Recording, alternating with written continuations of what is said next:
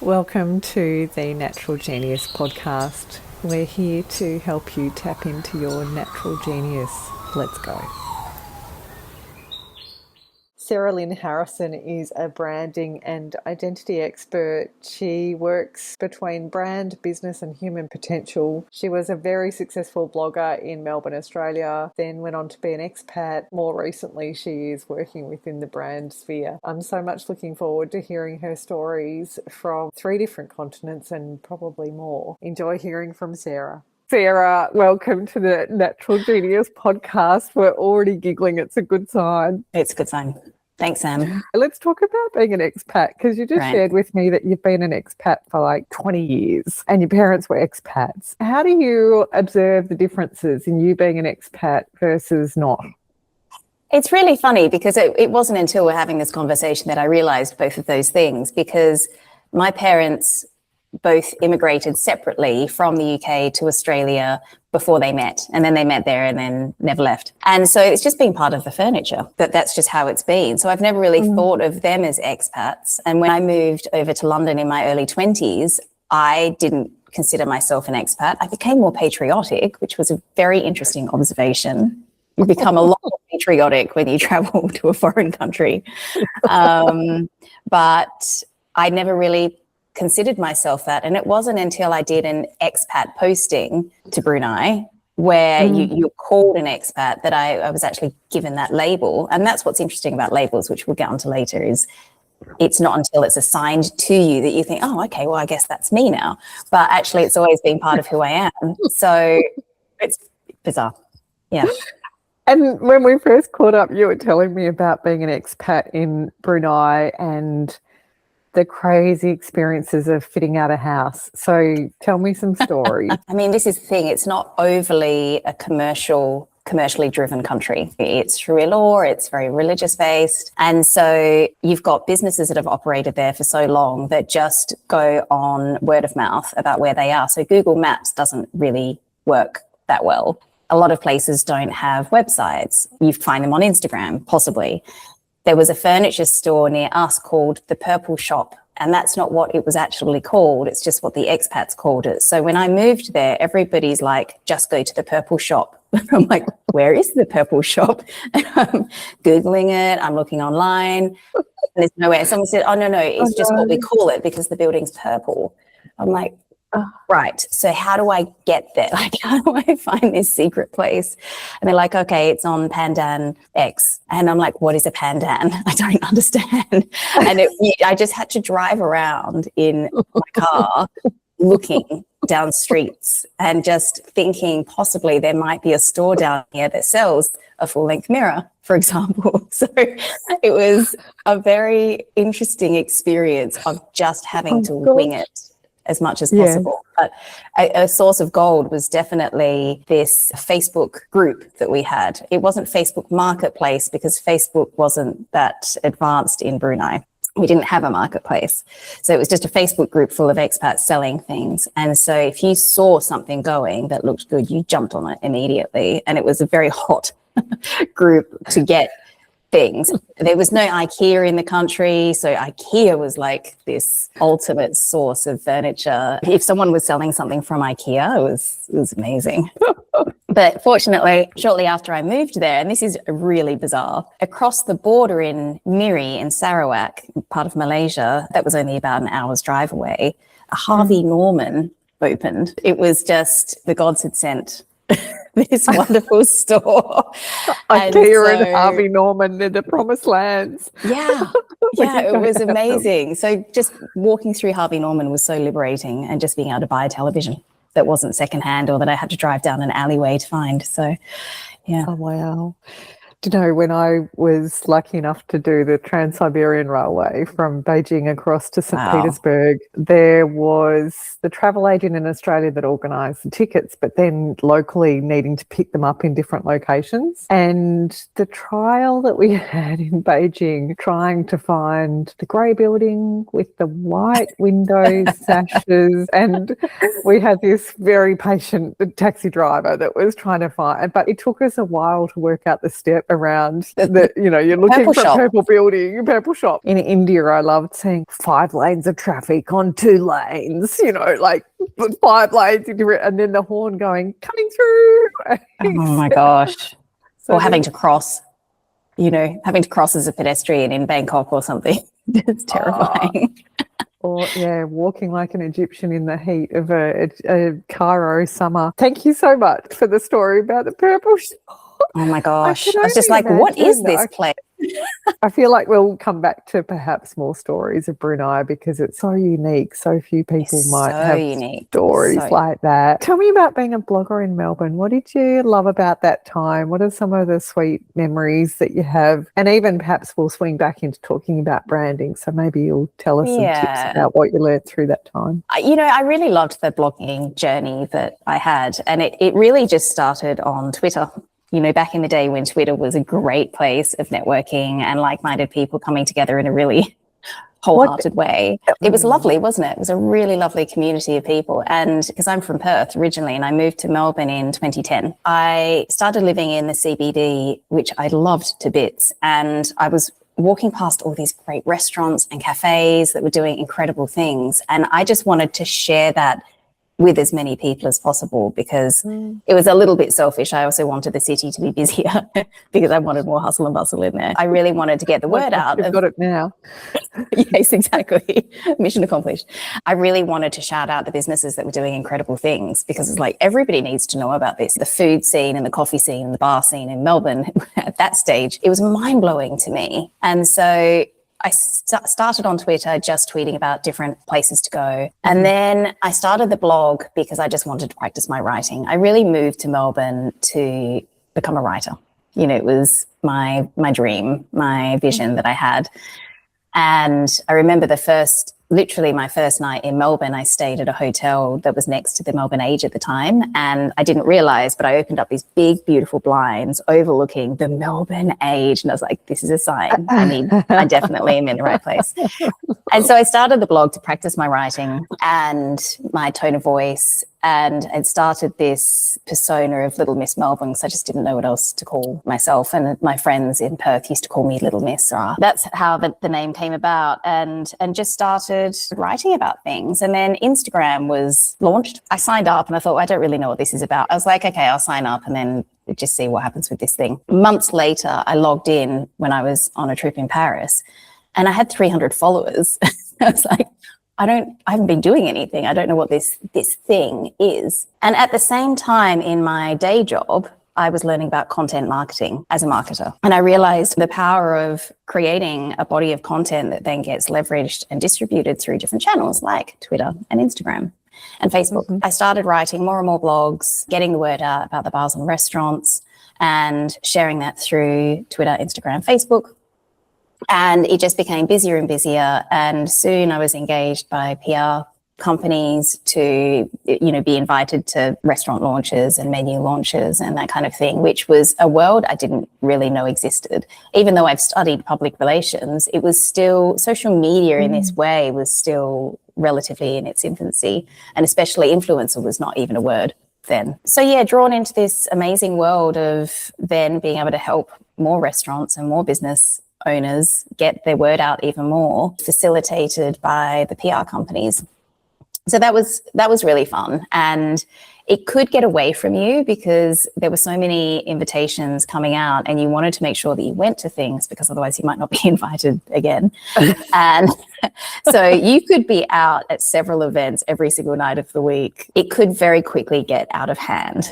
And so it was sometimes maybe, I don't know. It was a lot of fun. But throughout that journey, I left my day job and started a brand and content business. And certainly when I was between projects, it was definitely quite the party just doing the blog stuff. So it was good. It was fun. At that time, I had, like you did, a lot of Melbourne digital friends, and Tresna Lee was one of those. I can see through her lens as to all of the different openings and even some of the work that I did early on in social media, like more like 2007 to 2009, was really entrepreneurs and intrapreneurs of all different persuasions. Some of them were cafe owners. I give a hat tip to many of those early adopters that could see that digital was important for their business, but they didn't really know what it was. And some of us as strategists didn't know either, but we were kind of sensing into it. We were just a few steps ahead. Yeah, such an interest. Yeah. So great, actually, just sort of reminisce a little bit. It really was a lot of fun. And actually, I remember before I left my day job, there was a woman at work who said to me, "You need to follow Little Miss Melbourne because she, speaks a lot about different restaurants." And I was like, okay. You're like, over here, it's me. I didn't say anything. I was like, oh gosh, also, I don't know what to say. Yes. I wonder, it's quite fun to remember Melbourne at that time too, because probably since COVID, like since closures in the pandemic, Melbourne has felt like it's brought in a lot more Asian cuisine, whereas back in those times, it was still bringing up the population of restaurants and cafes and different cuisines. It was absolutely booming. And it was, obviously I hadn't experienced Melbourne before 2010, in terms of living there, but I just experiencing Melbourne since, it was just this incredible, incredible time. And people were looking out for each other all the time. And it was a lovely ecosystem of business and food and great bars opening. And, some of the hidden laneway bars at the time were just incredible. I'd have friends come and stay with me in Melbourne, and I would just take them on bar hopping tours. And they would just be like, "Where are we going?" I'm like, "Just trust me." Going up down this dark alleyway to go round a corner and then up a flight of stairs to get into a bar. So it was just an incredible time. To see the side of Her Majesty's, or to see like a great view from the third floor of some little nook, or go somewhere where there's only like in Japan, there's only 4 seats or something like that. And then there's stickers on the wall and all the graffiti out the front.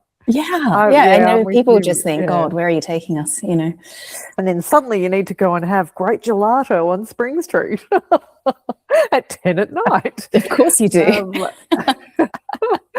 There's some, as you say, beautiful hidden gems. Let's talk about identity. I did make mention in the introduction around that combination between the person, the brand or business, and human potential. I just think that's such a beautiful combination. You and I both are a similar ilk with that. I really do believe that when you can get clear on who you are and clear on how much you want to present online, both you can come back to it in wobbly times, but also it's great to be able to get as clear as you can before you do your content and share. Yeah, that's it. You just summed it up. So thank you. That's perfect. Oh, okay, great. Job done. When I became a freelance copywriter, and I was being engaged to write websites and marketing material, what I realized over the course of time is that there wasn't tone of voice provided to me. There weren't key messages. There weren't value propositions. I was creating all of that as part of the process of writing the content.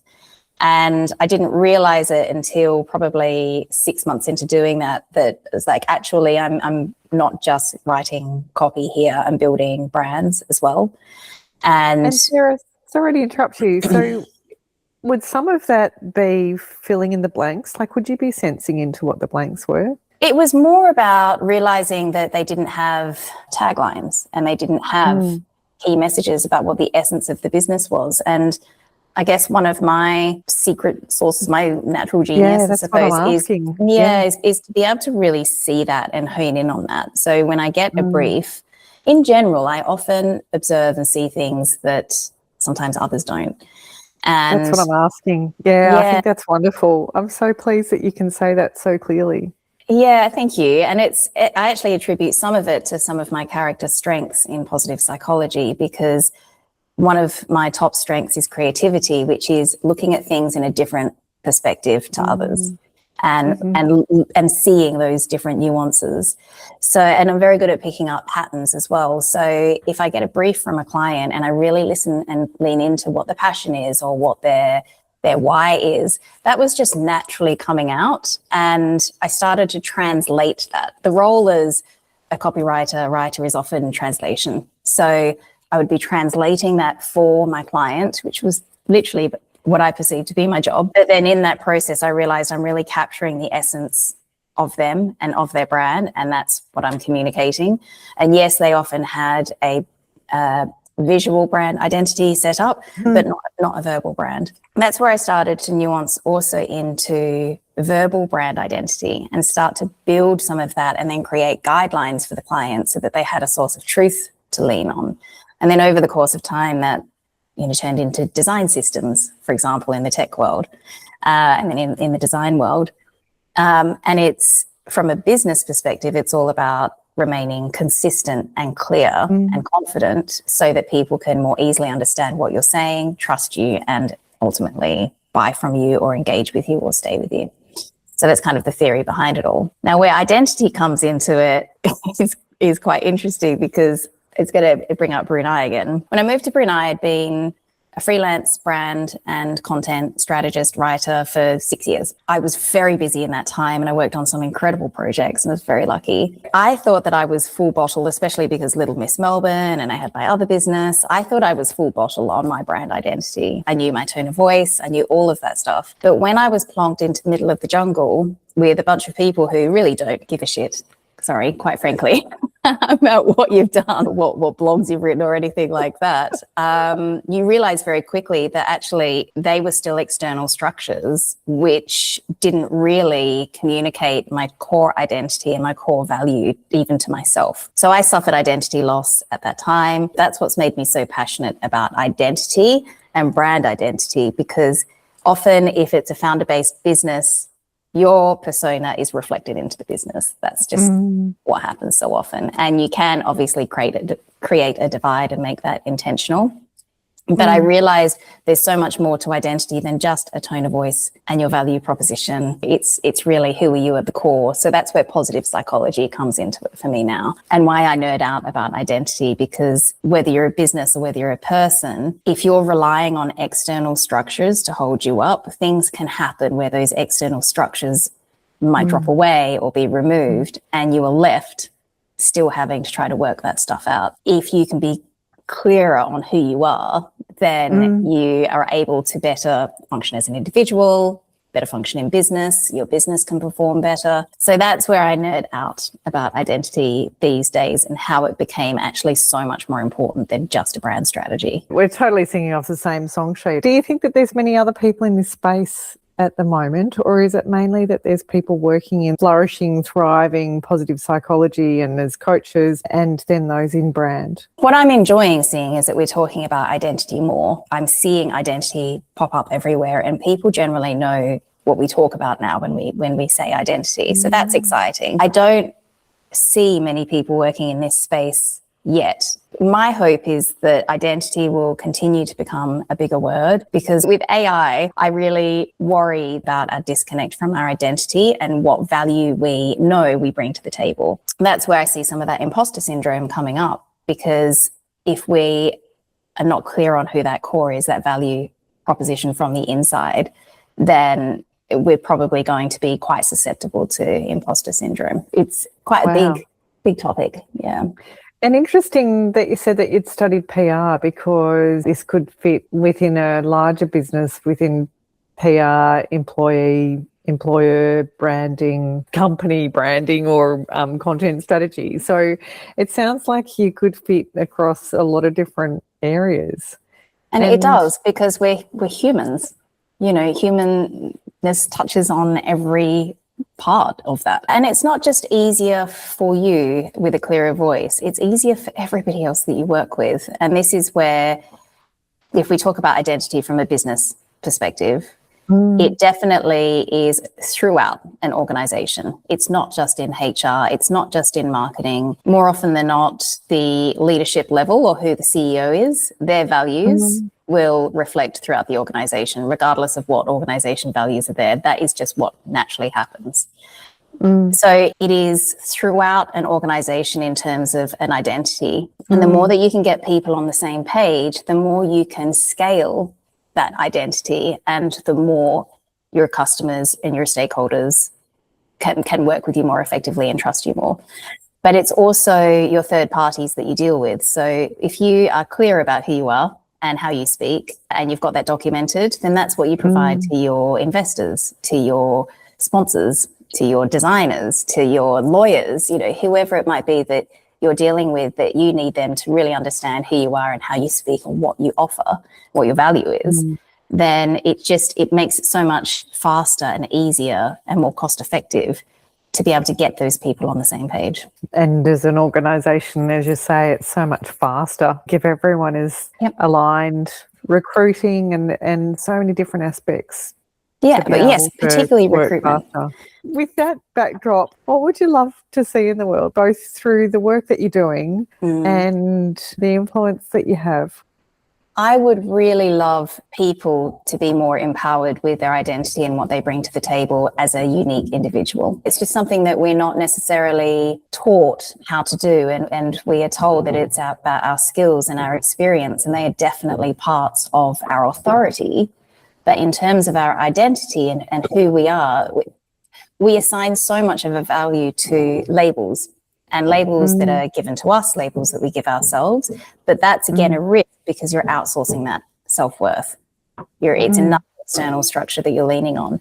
And again, it doesn't mean that those labels can't exist and that they can't provide insight as to why that label might be important to you. But it's looking beneath the surface a bit more. So if you pride yourself on being a mom, which is beautiful, what is it about that? It's not actually the label. What is it about that is unique to you that makes you proud to be a great mum? So what I would really love for the world is to have more of this awareness of self and self-value and self-worth, because we run the risk of becoming so homogenous with some of the influence from AI. In deep fake scenarios, and it's such an overused term, but the trust recession that we're in, how do we really get to know each other as humans on an individual level and an individual basis beyond what do you do in your job? And it's something that we habitually do as people, I think, collectively, is that when we meet someone new, the second thing that we ask apart from their name is, what do you do? And it was something actually that I experienced again back in Brunei. No one asked what I did for 3 years because I was the trailing spouse. And so it was very uncomfortable when I moved back to London and people were asking me left, right and centre, what do I do? And I was like, God, I didn't realise my worth was... Had a holiday from that for 3 years. Yeah, exactly. So what I would really love is just more of that clarity. And I consider it empowerment, because it's one of the ways that you overcome things like imposter syndrome is being really clear on what your authority is and what you bring to the table personally, what your natural genius is, so... That's my hope for the world, is that we have more of that. And I would love to help facilitate that as much as possible in different ways for individuals, for businesses. That authentic identity is really, really important to business and to people and to me. So if I can help facilitate that, that would make me very, very happy. Oh, I love that. So I've got a bias around AI. If people direct it rather than just take what it has to say and spend time being able to share their uniqueness, then perhaps the uniqueness of each individual comes out a bit more through AI. Yeah, and that's definitely possible, but it's the old adage of rubbish in, rubbish out. So if you are, and that's where prompts, very early on became so evidently important with AI. But it comes back to clarity. If you're not clear on who you are and what your brand is and what you want it to say and who you are and what you're putting in and the instructions, it's going to be rubbish out. So I actually have worked with clients where we will build up their brand identity and we'll document that. And then I'll train them on how to use AI to put in those brand structures and those brand frameworks so that their AI, their LLM can speak in their language and speak the way that they do. So it just makes it much faster for their business to be able to do social content and web content. And I don't believe in replacing content writers, obviously, but it does mean that it creates a draft that you can then provide to someone else. There is absolutely a way of reflecting your authentic identity using AI. Well said. If you've already got online content, whether it be on Twitter or any other social platform, or X these days. Oh, showing I know. showing that we've been on it Yes. from this early on. Yeah, if there's more of that content, then AIs can train from it. So this is back to the commentary earlier on in our conversation around the more that you get to be authentic online, the easier things can roll out. If anybody who's listening to this is finding that they're going around and around in circles with their AI and it doesn't sound like them and they're frustrated and that they're just posting it anyway because they just need to get it done and it sounds good enough, it comes back to identity, because that hasn't been clarified initially at the outset. So get that right and then you'll stop the spinning. I think we've all had experience with that. Sarah, thank you so much for your time. I was so much looking forward to this since you blogged about going to Paris to talk about identity. Thank you so much for having me. I've really enjoyed it. So nice to see you. Thanks for listening to the Natural Genius podcast. Please share this with anyone who came to mind and visit us at naturalgenius.com.au. Thanks so much.